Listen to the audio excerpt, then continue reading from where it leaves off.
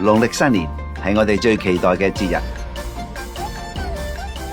家家戶戶佈置張龍，迎接新嘅開始。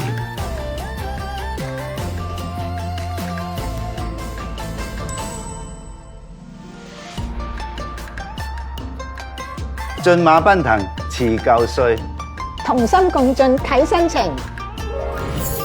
馬代表速度同耐力，勇往直前，一日千里。象徵香港人奮力前行、堅毅拼搏嘅精神。踏入馬年，我哋繼續以靈活穩健嘅步伐，馬不停蹄，把握機遇，跨越挑戰，推動香港邁步向前。